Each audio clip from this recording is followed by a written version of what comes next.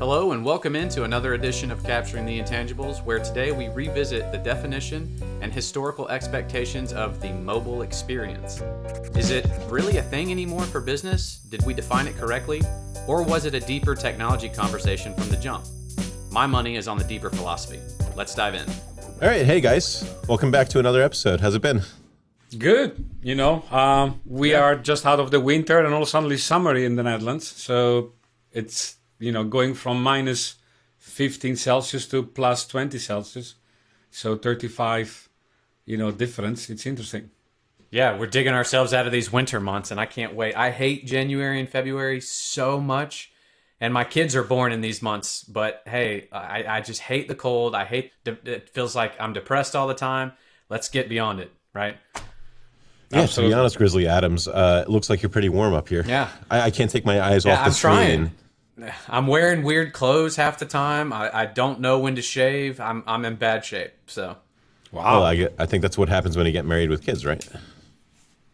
Yeah, that's true, There's I guess. nothing else to strive for. He probably needs to be on the go, but probably doesn't have a good mobile for that. Yeah, good segue. Yeah, we can ask some questions about what we should talk about today, huh? Mm-hmm. Maybe Alexa. No, actually, so guys, I was thinking about it earlier this week, and actually, Rick, you and I were both talking about it, and you said actually the same thought kind of crossed your mind. And obviously, we're in a little bit of a silo, constantly talking with analysts, talking with customers, and so on. And every once in a while, we kind of take a breath, and we think back about like what are the trends over the last few years that have kind of popped up and then breezed by us. And one of them was the concept of mobile first. And it's been a long time since I heard the term mobile first, probably a good like 2 years, it feels like. But 2 years ago, it was like all the rage, everything had to be mobile first. No one cared about desktop screens. Obviously, that's since changed with the pandemic and so on. But I started thinking that it was a pretty interesting topic to maybe talk a little bit about with you guys today and get into what was the genesis of the whole mobile first ethos. Obviously, there's 5G. There's a lot of analysts that are very interested in that perspective of data generation, more connected devices, and so on. But it kind of seems like the idea of handheld mobile enterprises kind of came and went, and no one's really talking about it. So I thought, yeah, why not make an episode talking a little bit more about like what happened? Where did it kind of just, vanish into thin air and get some thoughts on what's the future going to look like, and if we're going to come right back around full circle to the whole concept of mobile decision-making processes. What do you think, guys? Yeah, I think it's a really good idea. And I'm very passionate about UX in general. We did actually the episode with Nunzio on UX, and we didn't touch base on mobile in that perspective. But personally, from a consumer perspective, we talked about why is consumer technology so much further than enterprise technology, and that reflects completely on the mobile, right? On the mobile, we have all kind of apps that takes us to do everything, Well, in the enterprise, when you go to work, you have to fulfill your job. You have a certain role, and then you have to deal with all kind of other different type of mobile apps. Built in different way, different experience, doesn't do maybe all kind of things that you need to do. And I think that from a end user in the enterprise, probably you have a totally different experience. And me as a manager, dealing with also mobile apps on the go, not this year because we are not really on the go, but mobile, it's really meant for on the go, do things on the go. And and not be able to do that, that's really pretty frustrating. So we're going to talk about later my frustrations one by one. I have a lot of them. Yeah, I'm kind of curious because Massimo, so take Outlook and take Teams off the table. Do you have any business applications or applications that you use day to day on your mobile device to actually get work done? No, absolutely. I do expenses, right, for you guys. Not for Rick anymore, but I used it for you, for the team, right? And I appreciate it. I have to approve purchase orders. I have to approve requisitions or invoices.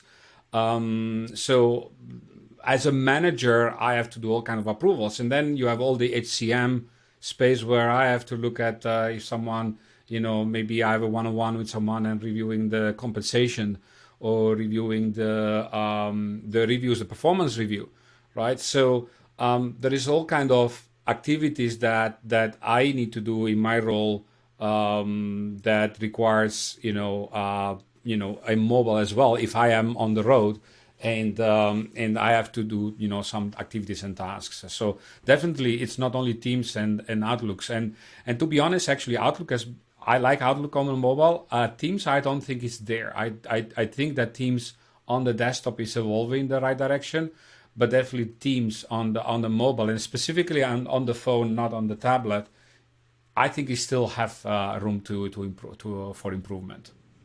So actually, that surprises me that you get so much utility out of mobile applications. For me, I'm mostly an Outlook and collaboration and chat user more than anything else in terms of getting my work done. But what about you, Rick? Which way do you? Yeah, I'm the same as Massimo. It's like I think there was a bit of a fascination with this mobile enterprise concept, but really what it boils down to, and what Massimo alluded to, is the great example of like having mobile specific jobs, or if something comes up that I can immediately do quickly. I wouldn't say that's necessarily mobile enterprise, because I'm not going to go and execute something complex that's tied to a business process from a mobile device. I'm not even, in the future, does it go that direction? Maybe, but it's still so disconnected from what I would typically do for my work. And I don't think that's necessarily changing in the process in anytime in the near future. But that's what I'm seeing. Like, we're working with customers now that are trying to build a mobile app that goes on a tablet for like employee check-in for time in, time out.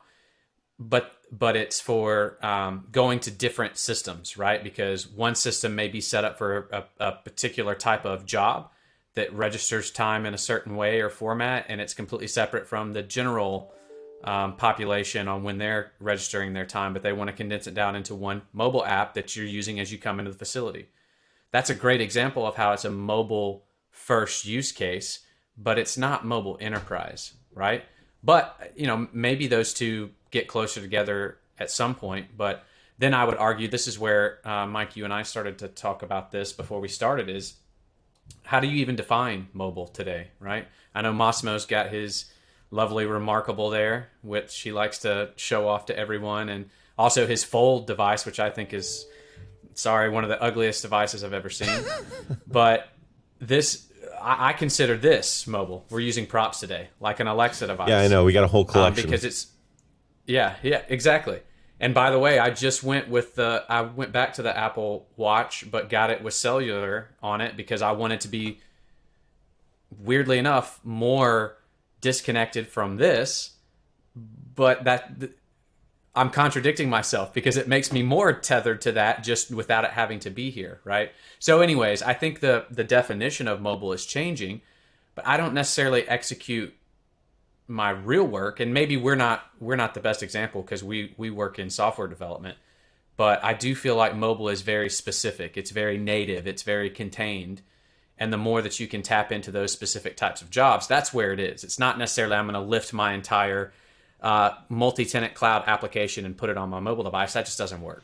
Yeah, and that's what Rick just said, native.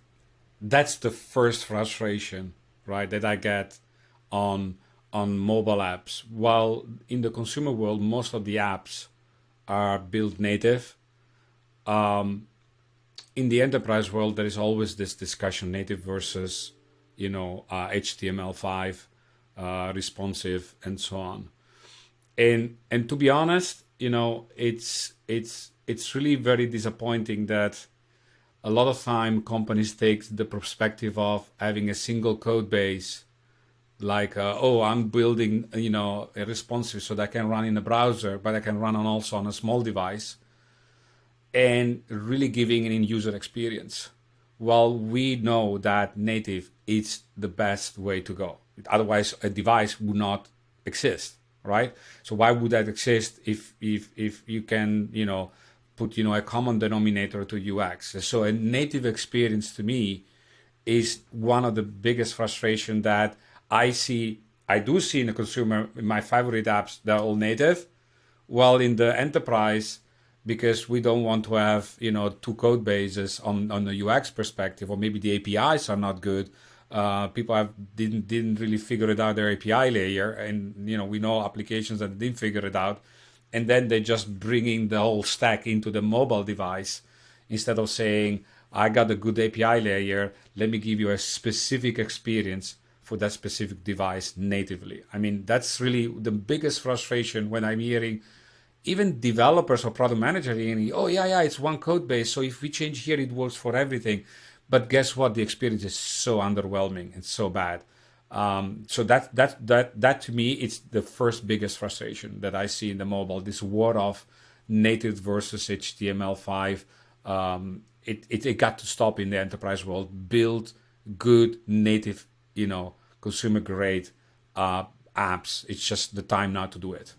So that's actually an interesting point, Massimo. So I think you can take that one of two ways. Either you're saying people should be focusing on developing native experiences and native apps using mobile platform SDKs, or you could be saying that, you know what, it's not enough to just take your browser experience that you have on the desktop and then just simply resize and reshape the UI elements, and now you just condense it onto, a device this size, right? So are you saying that for you, the frustration is in the actual HTML5 enabled application experiences on its own as a technology, or is it actually that people are just lazy in migrating functionality and saying, here, you can access it through HTML, your device supports it, and job done, and now you can run your entire workflow process from a mobile? Yeah, so actually it's both. So it starts by saying, oh, I have web enabled my application, and I make sure that it runs a little bit on the, did a couple of changes, small changes, and it runs on mobile. And here you got an ERP screen or a CRM screen on a small device. And that's the first frustration. So the laziness of the developers or the product managers or the development lead that thinks that's a good enough, right? To do that. That's not a good enough. That's not a good experience. You're not really serving your end users and your customers by doing that. And so I think it's just checking the box exercise, like, hey, I've done it, and move on, but they're not really focusing on the experience that a mobile device can give, which is much, much better than just web enabled or making something responsive and claim that you have mobile, right? So that's really when I see a mobile solution that you see really that it's the ERP on a small screen and a little bit responsive, yeah, that's really frustrating. That's really not what you should do. You should really build a good, a new workflow that takes you different screens and new navigation, but that's on the mobile native with good API layers, right? So, but that makes, that takes investments, but those investments are investment that will come back to you, not only because you did mobile, but now you have an API enabled application. Now you can really deliver also the other experience. Your application can participate in an integration, in orchestration, or in RPA. So people don't see that. They see just, oh, I have to do APIs because people want native, and they just see that silo-minded, investment, but they don't see the bigger picture of doing that work, right? And the mobile enablement was a good opportunity for a lot of development leads to take on that and be ready for all the kind of new innovations, but they didn't do it. And guess what? That's why we are now on RPA technology that do screenscaping, and you have all kind of UI stacks into mobile. That's what happens, right? Because people do not invest in that way. I think that's an interesting, going back to like the whole development-oriented approach and R&D organizations and how they approach this. So I think what I'm hearing is actually like, we have all these applications that we've built over decades, and we've slowly started embracing this API economy, creating services out of everything, microservices, exposed services, gateway-based services, and so on. And that unlocks a lot of potential to create new types of experiences, one of which is being mobile. But what you're saying is that rather than build on that foundation and create now a mobile-first approach and actually say, you know what, we need to accomplish X, Y, and Z profiles of work, workflows, work streams, whatever it might be. We have these APIs. Let's build out something on mobile. What you're saying is that these teams, a lot of R&D organizations, will instead just say, oh yeah, forget about those APIs. Other people can work with them, call them, whatever. All we're interested in is just lifting and shifting whatever you can do in the ERP stack and just making it available from some sort of, so you're not getting the benefits of all that foundational work. It's like building a skyscraper in the desert, no bedrock whatsoever. It is its own goal, but there's no forward vision, no expansion. It's not an ecosystem. It's the end goal, and a pretty short-sighted one. Is that a fair characterization? Yeah, absolutely. I think you summarize it very well. Why that's important is because that native definition is going to continue to evolve and change. So just because, let's just say, to your earlier point, Massimo, I wanted to say, it also depends on the application, right?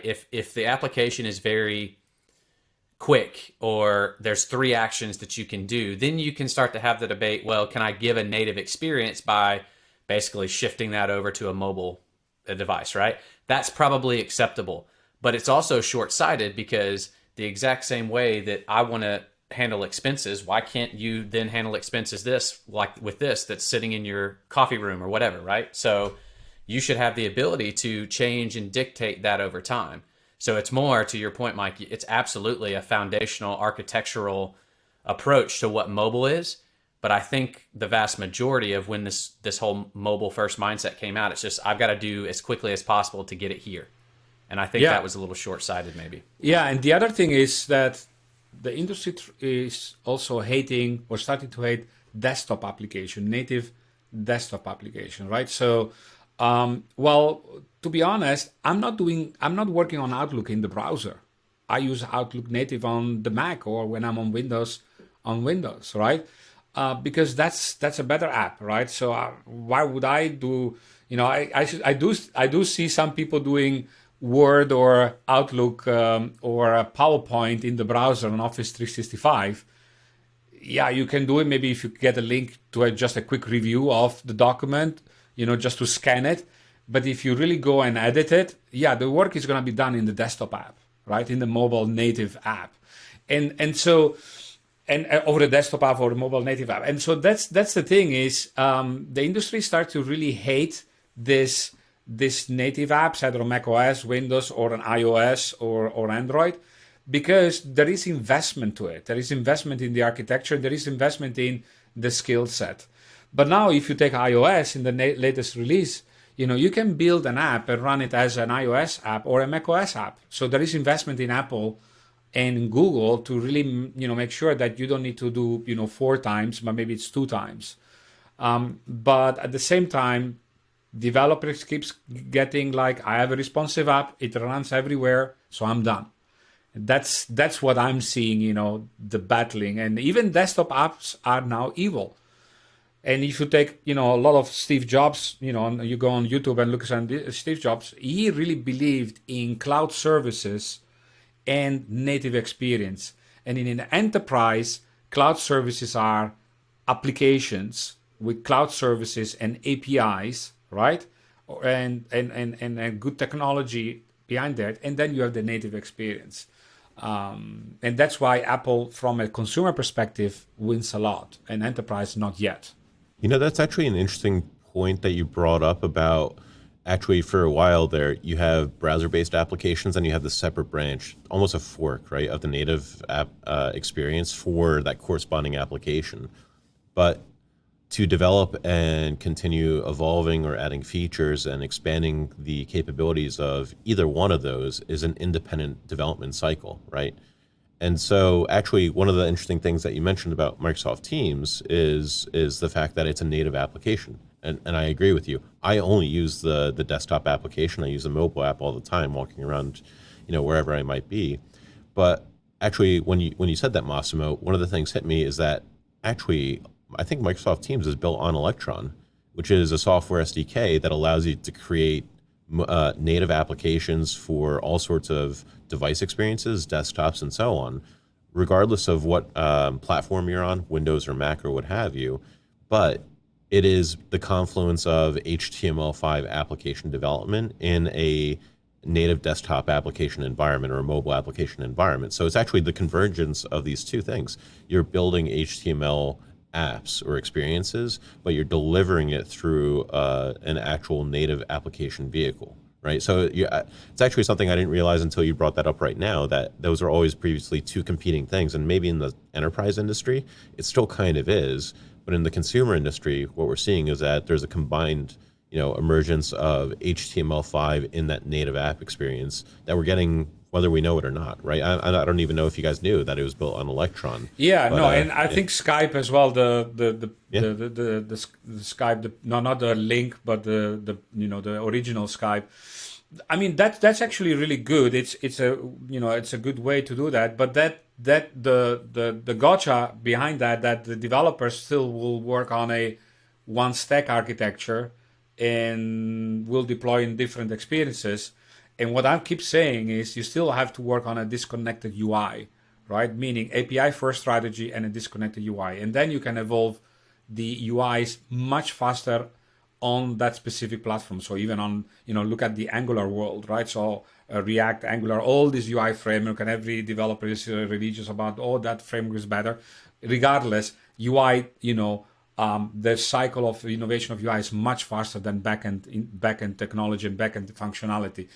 And so if you have a disconnected UI, you have an API first, that allows you to innovate with the UI and actually build purpose-built experiences, which Teams, is a hybrid, but it isn't really a purpose-built experience because, it works pretty the same if I'm on Windows or Mac, but then I don't have a dedicated Mac menu, right? I don't have a dedicated functionality that I can have in Mac or I can have in Windows.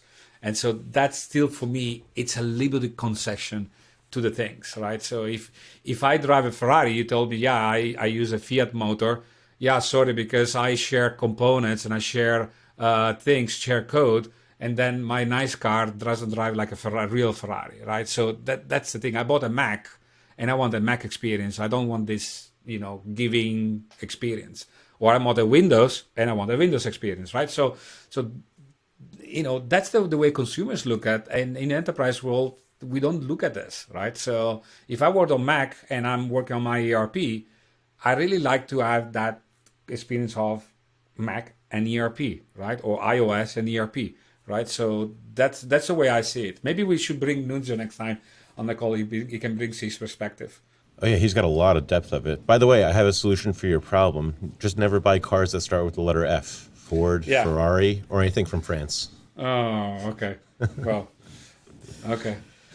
No, so I've got a philosophical question for you guys, and because as we're talking about this mobile discussion, how do you guys feel, especially after the year we just had? Do you feel we're going to continue to be more connected? And when I say more connected, I'm not talking about from the consumer side. We know that's going to continue to increase, but the boundaries we talked about last week, right? Do you think that the enterprise is going to continue to be more in my pocket, or is it going to be, hey, I've got to find a way to be able to disconnect from that world because it takes away from other places? I'm just curious your opinion on that. I think that it has to be, right? So, everybody talk about the generation shift, younger generation coming to working on in the enterprises. Now they have to deal with this software that is very complicated, that the UX is very complicated. So you need to offer that next gen experience through mobile, and for the next generation of managers, they will want that. So the vendor that will provide that experience will be appealing to the younger CIOs and CFOs, and I think they will write a check. Everybody talks about Uber or other applications. I like Uber not because of the mobile app. Of course, the mobile app is convenient, but it's a combination of the service and the mobile app, right? So when I'm in New York, on our headquarters, and it's 5:00 and I have to go to JFK to fly back to the Netherlands, there is no yellow cab that is picking me up because they see me with a suitcase and say, oh, I'm not going to get this guy to JFK. It's always like that. When Uber came in, I just pulled the mobile and I ordered an Uber, and literally a couple of minutes later, it's there, and the person brings me to JFK. that experience, yeah, if I get a new expense for Mike, and yeah, I can't log in on the go, and then maybe I get to do something else, and my computer is closed. Maybe his expenses is not gonna get approved until maybe the next day or the day after, and then I forget, and maybe he pings me, right? So that is the experience I'm gonna give as a manager to my employees, because I'm not, I don't have these tools to react. So the taxi companies that were giving me that, very bad experience, me as a manager, I want to give a very good experience to my employees, in the case of HCM approvals, but also to finance. When I get an invoice or a requisition to approve, I want to give that good service level agreement. If a customer calls me and they want to know the status of an order, yeah, maybe I'm on the go and I say, I'm sorry, I can't give you that visibility because my software vendor doesn't provide this functionality, right? So these are things that may be a no-brainer, but are very important, are the intangible almost of getting a customer very happy or not really happy, right? So it's almost that intangible. For me, if a yellow cab was working, I was jumping on a yellow cab. I don't need Uber. But just because they didn't pick me up because of the suitcase in JFK, yeah, okay, fine, I'll get Uber. That works for me. So the use case is getting Massimo to the airport, which you've always been able to do one way or another, right? Cab, Yeah. You call the hotel, you tell them I need a cab at this time and so on. It was always frustrating for you, but the use case was always there. Massimo needs to get to the airport. Yeah. The difference is actually the app experience introduced new ways of delivering on that use case. Now, it ended up connecting you with people that had a car that felt like driving around and making a little bit of extra money. But at the end of the day, the same outcome, right? The same business outcome. Massimo got to JFK 4 hours before the flight takes off.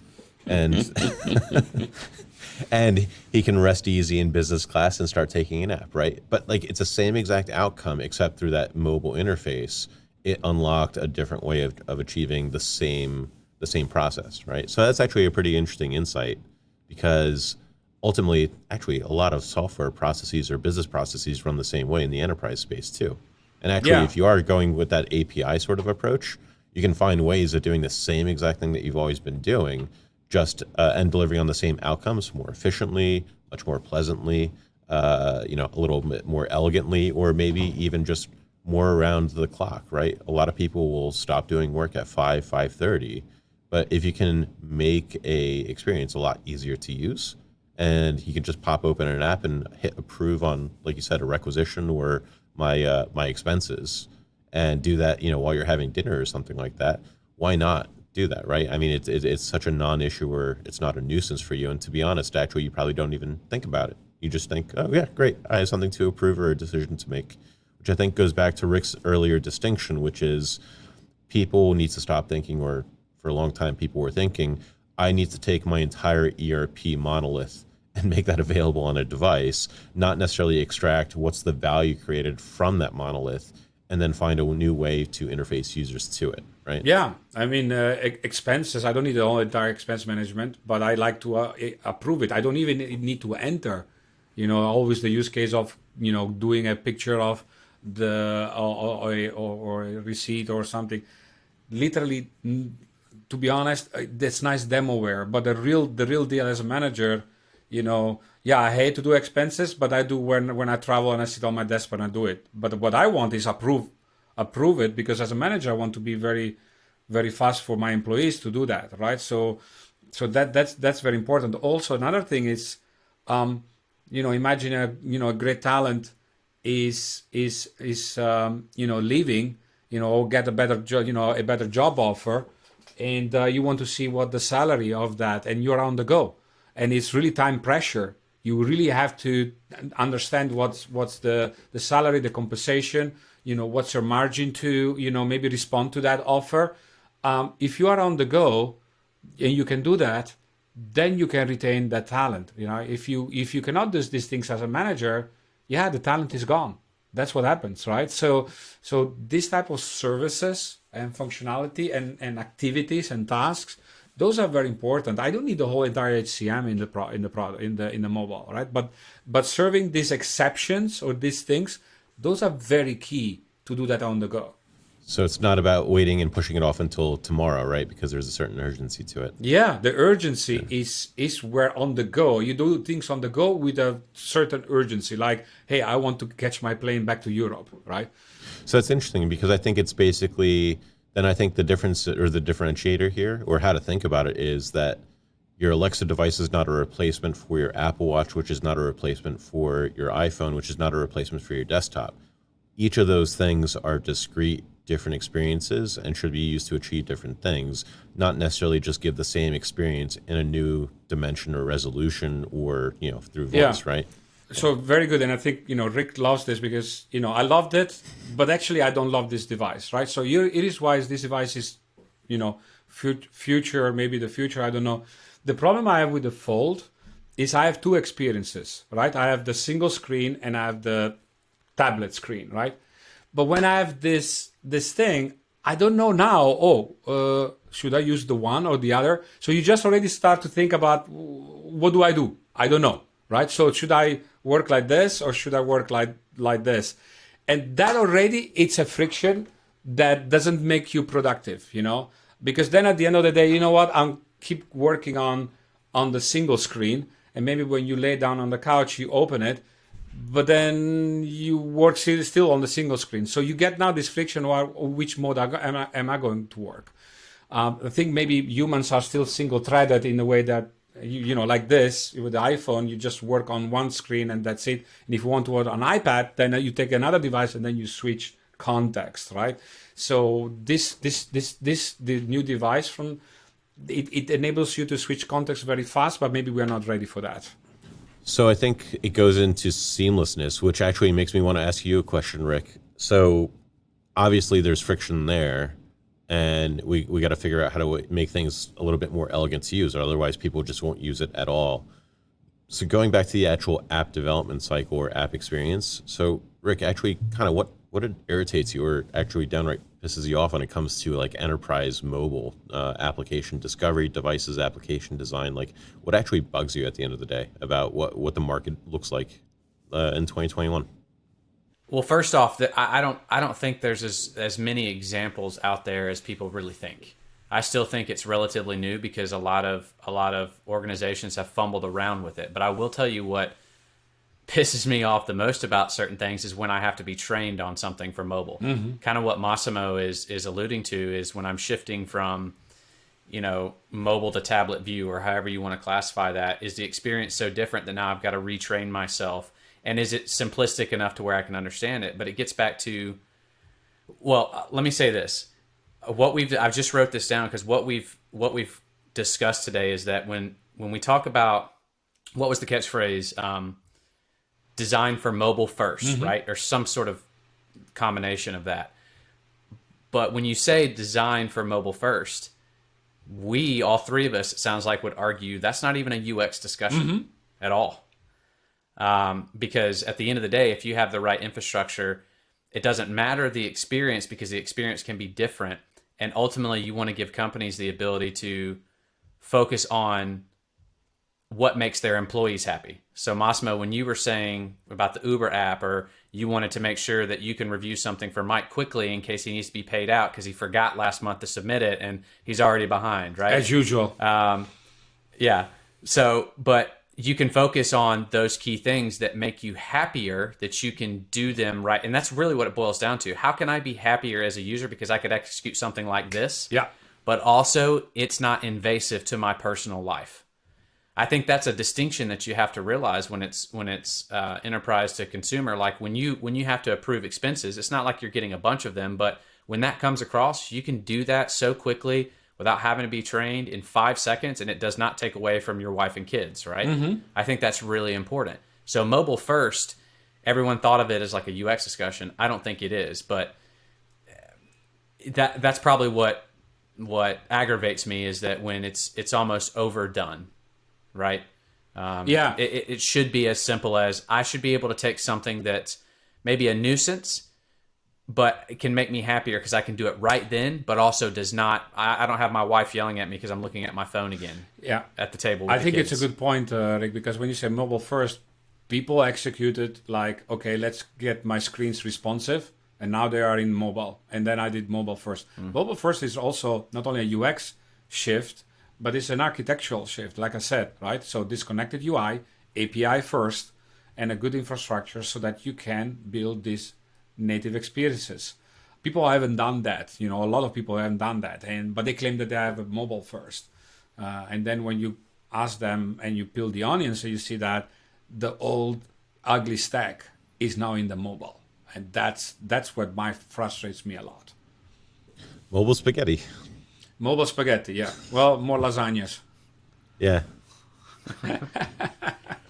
Actually, the one thing that bothers me, and maybe it's not so much about the app, but I think it's the strategy behind it. The one thing that I also notice is that a lot of companies will say, yeah, we've got mobile apps. You can do your job, execute decision making, and so on. And you go into the App Store, and yeah, they've got 10 or 15 apps. Last updated 2013. Last updated 2019. Yeah. And yeah, you've got quantity, but you definitely don't have quality. And clearly There's no cohesive strategy.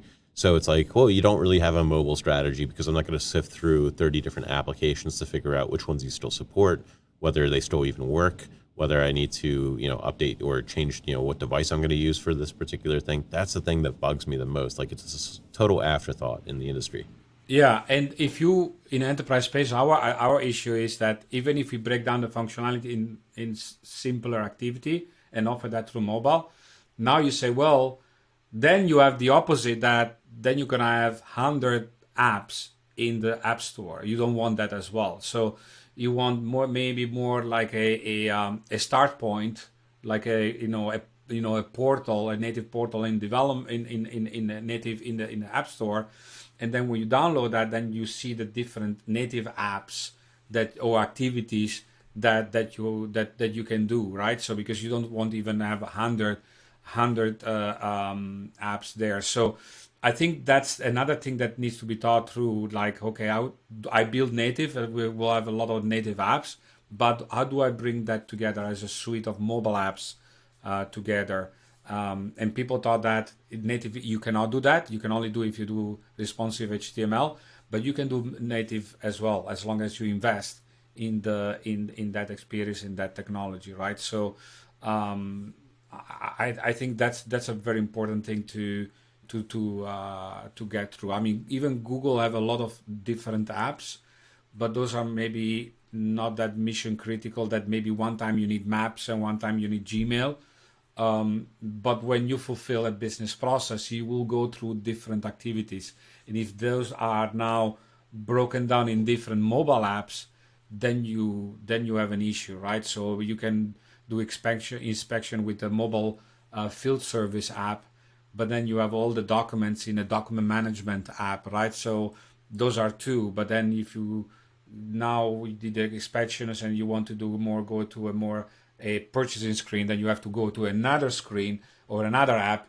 You see the jumping, it becomes very fragmented. So that you need to take care for sure. So Rick, what about for going back to the future? Is there anything in particular you want to see? Any specific kind of app or any kind of like direction that you want to see people taking when it comes to actually developing these for the future? No, I'm you guys know this. I'm really big on hands-free. And what's really interesting about that is I didn't like it at first, but now I'm a heavy adopter to where everything I do is through some sort of smart device. I don't classify this as mobile anymore to me. In fact, it's a nuisance if I have to do it this way, because again, I'm probably fumbling around. It's like our expectations continue to change in that if I have Mosman, how many clicks do you think it takes you to approve Mike's expense? If I do on a desktop, probably, I didn't count, but probably it's for sure more than 10, 10 to 15. And how about on mobile? On mobile, because if the app is already logged in, it's already authenticated. So I have Face ID and I see the list. So it's one click and then I review clicks. So probably it's 2 clicks. 2, 3 3 clicks. Yeah. And I think that's going to continue, is how do I get access to those things that are going to, it's a happiness thing. And sorry to be so generic about it. I think the more that I can just execute something, not necessarily mindlessly, but at least the execution of it can be mindless so that I can focus on the content and get through it quickly. That's why I think hands-free is going to continue to be something just wild. And I'm not going to get into like augmented reality or things of that nature, but just how can I make my job easier without it impacting those borderlines between work and home. Yeah. So you've made a decision like that, but now it takes you 2 minutes or 20 seconds to actually execute that decision, and you're saving all that time, right? Yeah. Mm-hmm. Well, yeah, but we all know. I mean, we're talking in this happens a lot, right? I mean, we talk about approving the expenses, and those don't come across. But I know you guys. We spend a lot of time on our phones after hours. Maybe it's through chat and other things, but there's a lot of work execution going on too that could be a lot better. So you amplify that. It's compressing. I mean, no joke, 2 to 3 hours after work, maybe down to 15 minutes. Yeah. Right. I think that's what it needs to focus on from a mobile experience. And that's why, oh, by the way, we've got customers that have been imploring us and asking us, hey, how can we choose what we want to deploy as a mobile experience for our employees? Because we hear this a lot. It'd be great if I could just help them with that. That's a big differentiation for vendors out there today, I think, right? Maybe you do provide a native app, but to give customers the ability to configure very quickly and deploy the ability for employees on a nuisance task that may come up and you don't want to do it the next day or it piles up, just do it without impacting their life. That's mobile. Yeah, and if you have all these apps, native, if you have a composition or an SDK where you can compose a suite of mobile apps and give to the user, say Massimo, you are a manager, you do also other things, this is your app, and you can rechange that would be really nice. That's I was thinking about when there was no Wi-Fi in the plane. That was I think the only time where we were traveling where I was not using my phone, because Wi-Fi, no cellular, no Wi-Fi, phone in the bag and done with it. Probably that when Wi-Fi came, of course, now that we started to say, maybe I'll buy some Wi-Fi and then I'll use it, right? I remember I was flying with our friend Predrag one time, and he figured it out with Wi-Fi and Skype. He was starting calling people, and the flight attendant was angry at him. That's a no-no. It was, and he said, "Yeah, but I'm calling through Wi-Fi. It's not really cellular." And the flight attendant couldn't understand. They said, "No, you can call anyway." So it was a very funny scene with Predrag. I remember that a couple of years ago. So, but yeah, even the plane now has Wi-Fi, so we can use even the mobile phones there, and then doing my manager job even on the plane. So it's so convenient device, and it helps me a lot. It's a companion, on all things for at home, but also for my work. And so, but we as an enterprise, vendor of software, we have still a lot of work to do. That's for sure. We not only Infor, but all of enterprise software vendors. Yeah, scary thought entered into my head, which is philosophically, once you become available all the time, like on one hand, it's really, really cool. I can call someone from a plane.